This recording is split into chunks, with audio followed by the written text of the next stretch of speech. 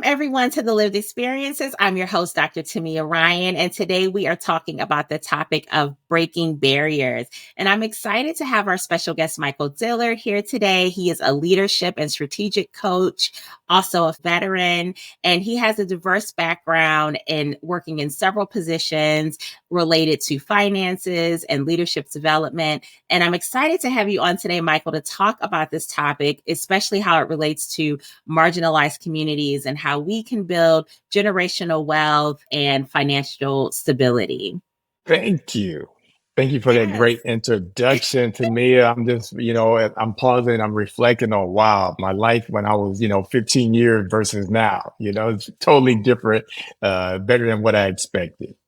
Yes. And that's what it's about. We look back and we see how we've grown. And I just appreciate you taking the time to talk about maybe some of the challenges you've experienced and how people can avoid some of those pitfalls and how they can really look towards the future. Because sometimes, especially when it comes to money, we just get hopeless and we may not see a way out. So I appreciate your guidance and your insights today.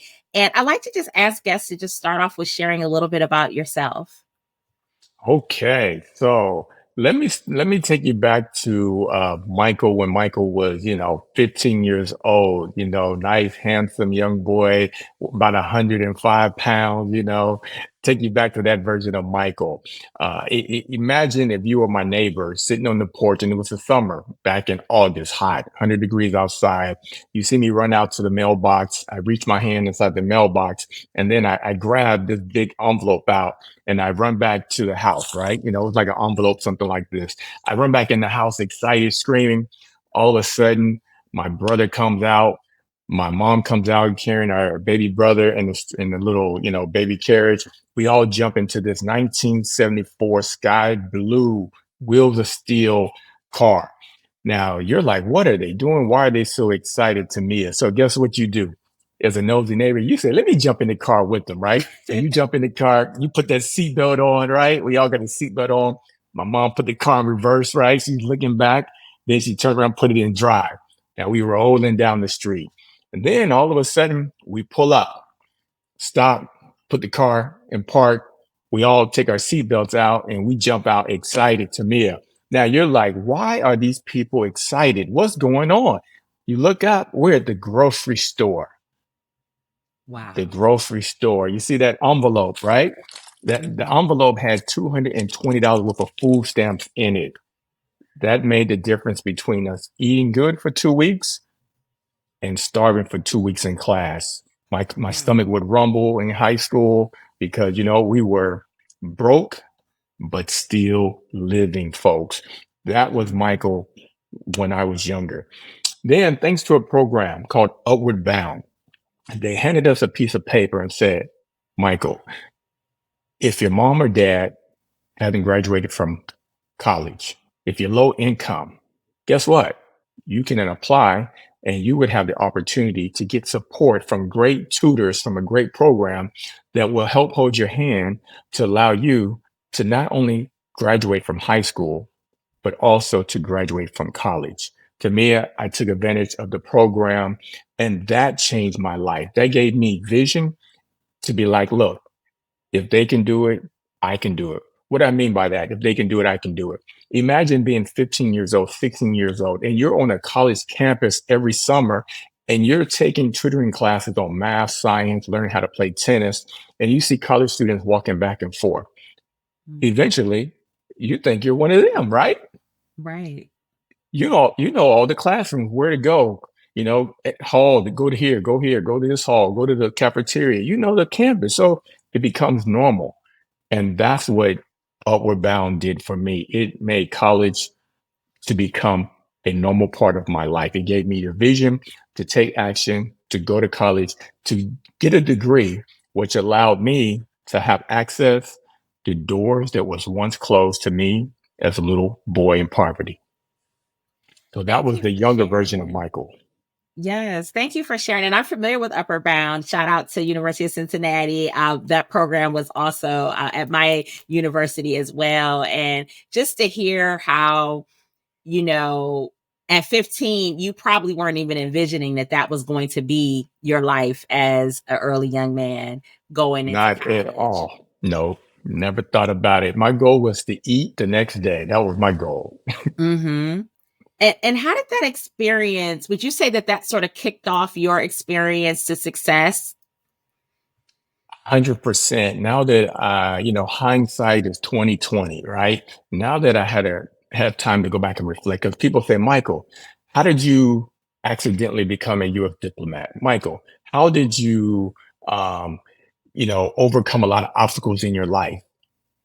And why do you always continue to excel and exceed wherever you're at?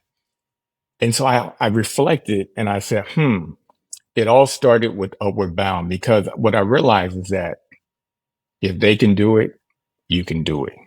Mm-hmm. If they can do it, you can do it. And you also in life, you have to have a vision. Vision plus action equals success. Once I had the vision of getting that college degree, um, Mm-hmm. my because I went to college after high school, and then I started chasing the money. I'm not gonna lie to me. I started chasing the money. I was working factory with my friends because they had all the nice shoes and gadgets, and I wanted all the nice shoes and gadgets as well. So eventually, my grades suffered. I'm just gonna be transparent. My grades suffered, so I joined the army. 4 years, great opportunity to get the GI Bill to help pay for my college. So that, guess what? When I returned back to college, I was focused. I was focused on getting that degree, got the degree. And then once I got the degree, I was focused on getting the job. They said when you graduate, oh, you're going to make this six figures. It didn't happen for Mm-hmm. me, Tamia. It didn't happen like that for me. I had to take one step back to go two steps forward. What do I mean? I was working at a call center when I graduated from college, and I was like, I went to college for this? Nah, this can't be. So I Mm-hmm. got an internship that paid less money. Why? Because I didn't have the experience that employers were looking for. Employers wanted me to have banking experience, and I didn't have it. I got an internship paying less money to get the experience. After the internship ended, they called me into the office and they said, wow, Michael, you mark your work with excellence. We would love to hire you. Now making more money, better benefits. Then I looked around, said, if they can do it, I can do it. I got to keep rising, to me. I can't sit still. Set Mm-hmm. my eyes on other opportunities. And I just kept on climbing in the corporate, going from one job to the next until I landed upon a once in a lifetime opportunity, which we'll talk more about that later. Yes, thank you for talking about all of that. And this is really true, especially because, there are a lot of young people who are going to college and they are feeling very disappointed when they get out because they are expecting those huge salaries and it's a reality check, right? And I had to Yep. learn that as well. I went straight from undergrad to master's and my field was social work. So Mhm. I thought, well, hey, I got my master's. I'm going to get this nice little, but I had to build up the experience. It had to all connect. And so, as you said, really having like that strategic plan, the money will come, it can come, but you have to have a plan in place to get there. Have to Talk, have a plan in yes. place to get there. And that's something I didn't know as a young person. And so that's what Mhm. I coach college students on now, is to have a plan. Have a plan. Yes. Yes. And talking about, just your experience of learning, okay, I need to get the experience. How did that sort of transition to you getting into the world of consumer finance? Was that initially the career aspiration that you had? I know you were wanting money, but what sort of led you into that interest? Okay, that's a good one. That's a good one. You're really peeling back the onion. All right. Wow. I can see you done a little background research. Okay. So now I I got the internship, right? So I got hired there. I was doing good. I was making okay money. But then I realized, wait a minute, I can make a little bit more money, right? Let me spread my wings and see if I can make a little bit more money. So I was applying for financial jobs, applied to work at City Financial on the consumer side. Got hired, was working there. I was like, okay, life is good. Eventually, my plan was to try and get hired as a personal finance banker is what I was wanting to Mhm. do. So I'm working there, working, and then there's a story I share with people. There's a saying that goes like this: People don't quit employers; they quit people. Leaders, listen up. People don't quit companies, they quit people. Employers also, if you don't train your leaders right to have emotional understanding, right? To Mhm. understand how to work and motivate people from an emotional aspect, emotional intelligence, they're going to leave, they're going to quit, and all your resources, training is going to go out the door. In my perspective, I was working, making good money, doing consumer finance, but then I realized something. I didn't like putting people in debt. I didn't like it. Charging Mhm. people 24% interest. I didn't like it. Calling them up on the phone saying, hey, I see you paid off your $5,000 loan. Don't you want to borrow more money to consolidate debt? Don't you want this nice 24% interest loan that's going to take you, folks? If you haven't, that's another story. I almost say, if you Mhm. have 24% interest, it's going to take you a lot of time to pay it off, and you're going to pay double, triple from the original purchase. You got to look at the details, look at the Mhm. letters, look at how much you borrow, $5,000, and now you're going to pay back 7,500. Is it really worth it? Is it really worth it? So I got tired, my bad supervisor, and then the fact of looking at the reality of what I was doing. So I went back to my alma mater once again, MTSU, Middle Tennessee State University.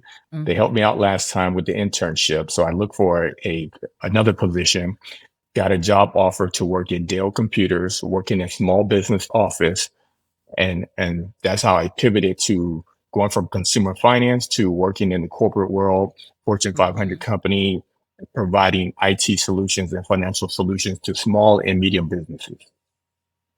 Thank you. And, and it's just great that you had the insight to know, like, you know what, this isn't working for me. And sometimes we're afraid to do that. Like, we're afraid to make those shifts in our professional life. But when we know that it's not really aligned, like with our personal values, it creates that conflict. And we can't really find the joy in the work that we're doing. Like you said, you were calling people to rack up more debt, and you're like, okay, this doesn't feel morally right. Like, this doesn't feel like this is what I should be doing with the skills that I have and the abilities. And talking about financial literacy, because I feel like I know when I was in school, that wasn't really a topic that we talked about in terms of like, hey, budgeting, how to manage your money, going into debt. I can remember at 18, they just started sending me credit cards, and I was like, oh wow, I got Yep. $1,000. I got 50. Yep. And I think back to like what I spent that money on was just reckless, like not anything, right? Even required. Pizza, movies, you probably Pizza, yes. blockbuster DVDs. Right. Just I think I had the BMG. This is taking it back. The BMG CDs, that used to Yes. give me Oh, all yes. yeah. Oh, yes. I'm showing my age now, but I mean, it was just ridiculous. Can you talk about financial literacy and what are you doing, especially you said talking with college students regarding that? I am so glad you asked. That's my passion. Every day when I speak to more and more people, I realize that that's my passion. That's something I wake up every morning saying, if I can just help one person, one college student when they're young, I would have fulfilled my goal.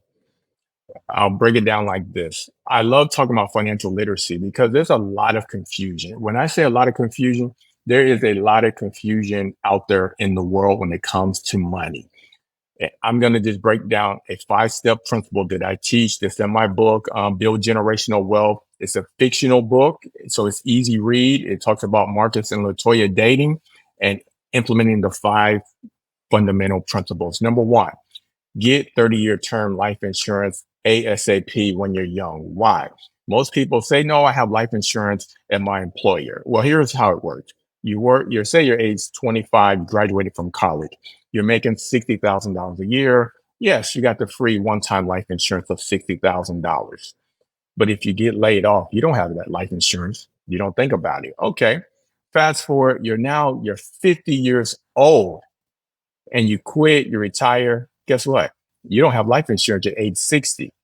Now tell me, If you're the insurance company, are you going to charge somebody more for life insurance when they're age 60 or when they're 25? When they're Oh, 60, for sure. for sure, right? For sure. And this is why I stress the people buy the 20, 30-year life insurance when you're young. So you're age 25, you buy a 30-year term, it take you to age 55. And if say it's $500,000 policy, costs you about $50. Most people $50. Now, some people might have health problems and et cetera, so it'll be a little bit more. But the point is that it's cheaper to get it while you're age 25, 30, while you're young, because it's going to Mm-hmm. cost you 5, 10 times more later on. You're age 25, you get it. Guess what? Now you're married, age 45, 50, you got the $400,000 mortgage. If something happens to you, how are you going to pay that $400,000 mortgage? How's your spouse going to do that? Now you got kids. They're age Mm-hmm. 10. Oh, what's going to happen? You got the two cars. What's going to happen? You need more than that $60,000 life insurance that your employer is giving you. Mm-hmm. This is why I say buy life insurance like you buy your car insurance and even your cell phone insurance. Some of y'all got insurance on your phone, but you ain't got no Yes. insurance on your life. Like, shame on you. Shame on you Yes. for that. No. Shame on you. So No. that's the foundation to me. So that's the foundation, number one. Number two, get the free money. Free money match. What's happening nowadays? The world is changing. You have to put money in your 401k, but guess what? They're not going to put money in that piggy bank until you put your own money in it first. For Mm-hmm. example, you put in $500 for the month. Some employers will match you 100% and put $500 in your retirement account. It's your retirement account. You have $1,000. Now, from a mathematical perspective, 500 plus another 500, you got 100% return on your money. Where they do that at? Where can you get 100% return on your money? You can't get it, folks. Get the free money, number one, get the match, and then compound interest. We can't go into that during the show, but then your money's going to Mm-hmm. compound. But I'll give you a little hack, a little trick. Einstein told me this: compound interest is one of the eighth wonders of the world. Why? Take 72 divided by your average annual return of your investment. Let's take the S&P 500. Say 9%. So 72 divided by the 9 equals 8. 8 years is how long it takes for your money to double. Okay. So to me, say you got $10,000 and you're age 25. $10,000. Okay. 8 years from now, your 10,000 is going to double to 20. Then it goes from 20 to 40. Then from 40 to 80, 80 to 160, and then 160 to 320. Now you're about to retire. All because you put in the $10,000 when you were young at age 25. Like, this is what I'm saying. Financial literacy can change your life. It can impact your life. Number three, the high interest debt. Got to talk about it. If you Yes. make the minimum payment on your credit card, make the minimum payment. It's going to take you 25 years to pay it off, and you're going to pay double the amount that you borrow. So that $5,000 vacation costs you 10,000, folks. I know I stepped on your toe. It's hurting you right now to think about it. You're going back in your mind like, what? You gonna Don't want cost to me talk double? about it. Ooh, you just close your eyes on that one. All right, pay it off. I got some couple strategies on how to pay it off early. Number four is the tax savings. Now, to me, I don't know about you. You get a coupon in the mail for your favorite restaurant, 10% Mm-hmm. off. Are you gonna use the coupon? Mm. You're gonna use Probably that not. coupon, bro. You're not gonna use the coupon for 10% off. Oh, you Well, know what? you This is a know what? perfect example. No, no, no, no. You said it. No, I'm gonna be honest. What happens is I forget about it. Like I set it to Ooh. the side. So that's my issue. Like I will see the savings and I'm like, I'll give you an example, Walgreens. Okay. I'm always in Walgreens, get a little stuff. And they spit out the little $10 coupons, right? And they're like, okay, you get $10 off. And I set it to the side and I don't go Mhm. back. But no, need to use the coupons. Okay, go ahead. This is perfect. You know what? This is perfect. I'm glad this wasn't restricted. This is what's happening when it comes to investing in your IRA, your individual retirement account. The government is giving you a tax discount. Some people with Mhm. 10%, some people with 15 and even 20%. All you have to do is open up a Roth or a traditional IRA account, put money into that account for your retirement, and you're going to get a tax discount. All because you decided to open up the right account. Some people got your money on Cash App and you're investing buying stock. It's good, but you're paying the full tax on it versus getting the tax discount. That's number Okay. four. Number five. Now, this is a precious one to my heart, near and dear. Open up a child savings account for your children. You put in a couple $100 every time they have a birthday. So now when they're age 18, they have $5,000 in there because grandma put a couple $100 in the account. You put in Yes. your cousins for their birthday, for Thanksgiving, for Christmas. Now there's $5,000 in the account. Remember how compounding interest works. It compounds every 8 years.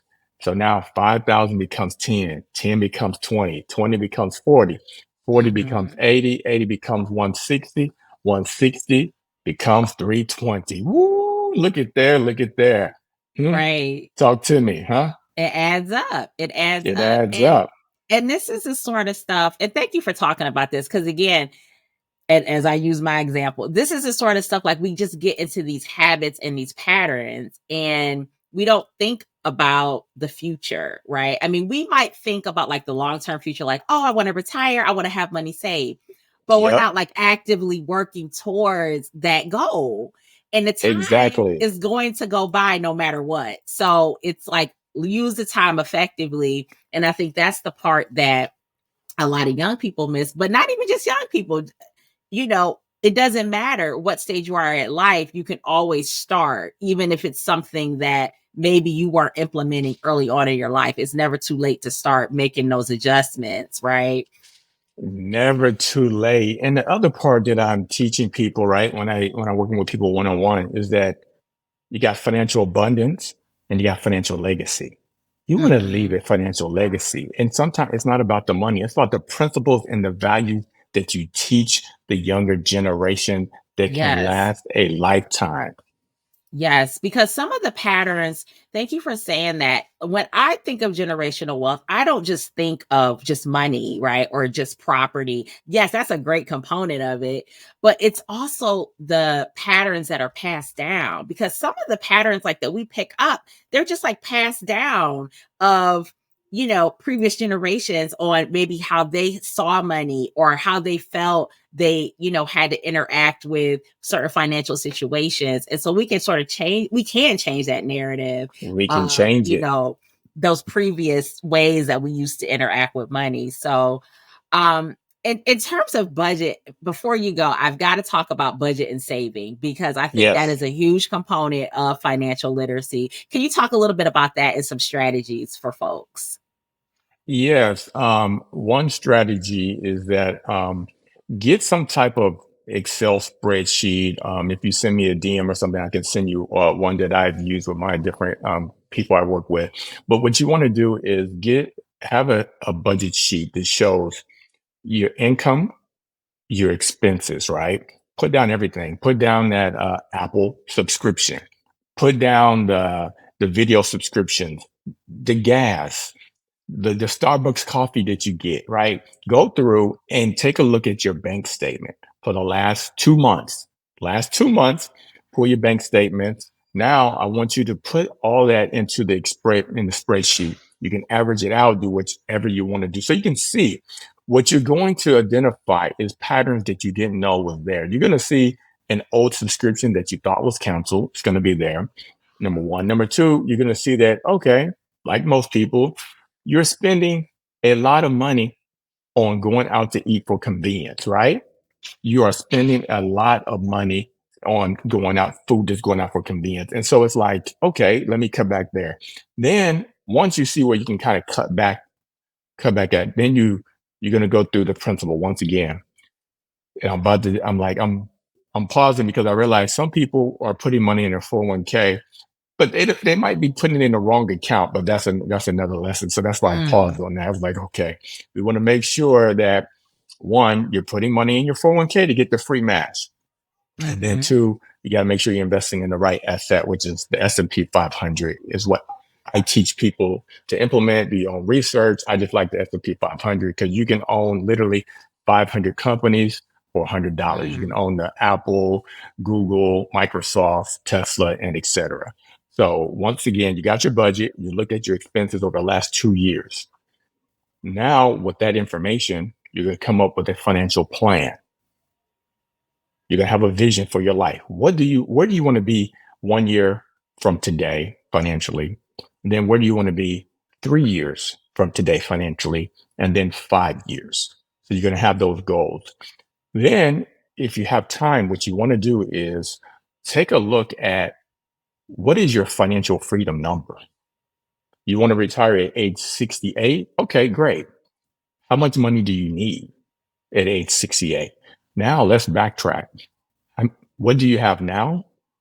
And what do you need to do in order to accumulate enough wealth so that you can retire at your financial freedom number? So mhm. that's another process that I take people through. So the most important thing though is to pull your bank statements and take a look and then create that budget and then create a financial plan for your future.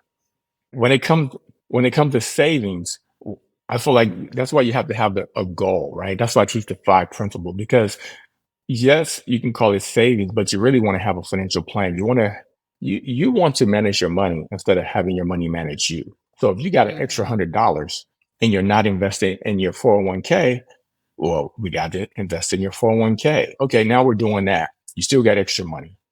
Number two, sorry, number one, sorry. Number one was the life insurance. You got your life insurance. And then number two, you're putting money Mhm. in the 401k. Then if you still got money, number three, you want to pay off the high interest debt. And then that's taken care of. But you're saying, look, Michael, I want to buy a new house. Okay, no problem. Take a pause, right? Take a pause because Mhm. you can build wealth through housing. Take a pause, plan for it. Once you got the house, go back and continue to go through the 5 steps. So that's how I would approach savings. You got to save with a purpose. That's the point I'm trying to provide to the Yes. listeners. Yes, thank you, because sometimes we'll just say like we're saving money, but we don't really have a motivation or a goal for it. And when we don't have a motivation or a goal, then we just tap back into the to the savings because Yes, we yes. haven't set that vision out for what we plan to do. These were some great gems that you dropped, Michael. You're trying to help young people, and no matter what stage you're at in life, avoid some of those pitfalls and struggles. Where can people find you? Where can they look you up, reach out to you, and connect with you? People can connect with me at my website, www.m for Michael, A for Angelo, and then Dillard, Dillard, Dillard.com. All the resources are there. All my social media handles, you can have access to my YouTube channel, my podcast, everything from that one location. You can download the free financial checklist, and then there's a free leadership guide that you can download as well. Great. Thank you. And we'll have your contact information down in the podcast description. Listeners, this is great information. We have a new year coming up, 2025. So let's get ready. Let's have a great year. Let's start building some of those great tools that Michael shared with us. And I'd love to have you back to talk again about these topics and dive even deeper into them. So thank you again so much for your time. Likewise, thanks for having me on your show. Thank you.